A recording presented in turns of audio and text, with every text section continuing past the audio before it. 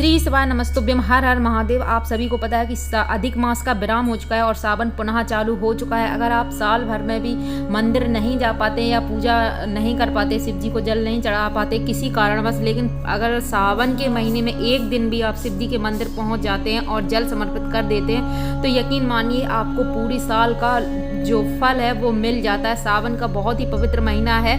तो चलो देख लेते हैं आज का उपाय। तो यहाँ पे सबसे पहले हमने एक जल में पात्र लिया है। उनके लिए जो लोग बहुत ज़्यादा परेशान रहते हैं, किसी भी एक काम में जिनका मन नहीं लगता, चित्त इधर से उधर भटकता रहता है, कभी कोई भी व्यवसाय करते हैं तो फिर वो छोड़ के फिर दूसरा कहीं ये कहीं वो, तो उन लोगों के लिए है यह उपाय करने वाले का निश्चित ही एक जगह चित्त स्थिर हो जाता है। गुरुदेव प्रदीप मिश्रा द्वारा बताया गया यह बहुत ही अचूक उपाय है। तो यहाँ पे हमें 7 चावल के दाने लेने हैं जो बिल्कुल भी टूटे फटे ना हो, एकदम से अक्षत चावल हो, मतलब खंडित चावल ना हो, तो वो चावल लेने। साथ ही 7 सफ़ेद पुष्प लेने, कोई से भी सफ़ेद 7 पुष्प लेने हैं, वो भी हमें इसी जल के पात्र में डाल लेने हैं। साथ में हमें लेनी है दूर्वा जिसमें 3 गांठें हो। इस तरह से आप लंबी सी दूर्वा लेंगे तो इसमें आपको 3 गांठें समझ में आ जाएंगी। इस तरह से जहाँ से पत्ती निकलती है तो वहाँ एक गांठ तरह की बन जाती है, तो इस तरह से 3 गांठें होंगी, वो दूर्वा लेनी है और इस पात्र में डाल लेनी है। अब हम जाएंगे शिव मंदिर। अगर मंदिर आपके घर के पास है तो वहाँ जा सकते हैं,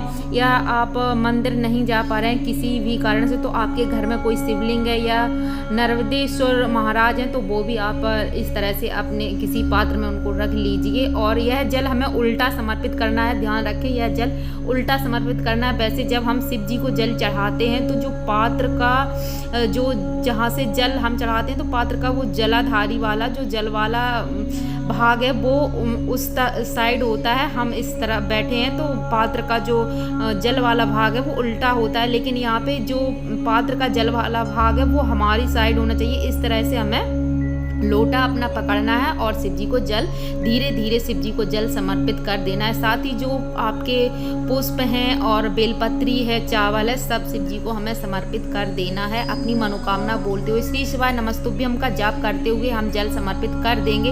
अब देख लेते हैं दूसरा उपाय। तो दूसरा उपाय, इसमें आपकी कोई भी मनोकामना है, जो कोई भी मनोकामना है, किसी भी मनोकामना को हम के लिए यह उपाय करेंगे। तो एक बेलपत्री लेनी है और जहाँ अशोक और सुंदरी माता का स्थान होता है वहाँ पे हमें यह बेलपत्र समर्पित कर देनी है। तो ध्यान यह रखना है कि डंडी का जो भाग है वो जलाधारी की ओर हो। फिर यही बेलपत्री हम बीच से पकड़कर शिव जी के शिवलिंग के ऊपर समर्पित कर देंगे। यहाँ ध्यान रखना है कि बेलपत्र का जो डंडी का भाग है आप जहाँ बैठे हैं उसकी विपरीत दिशा में होना चाहिए। अब धीरे धीरे से हम जल समर्पित कर देंगे। बस जल समर्पित कर देने के बाद आपको यह बेलपत्री वापस उठा लेनी है और वापस अपने घर आ जाना है।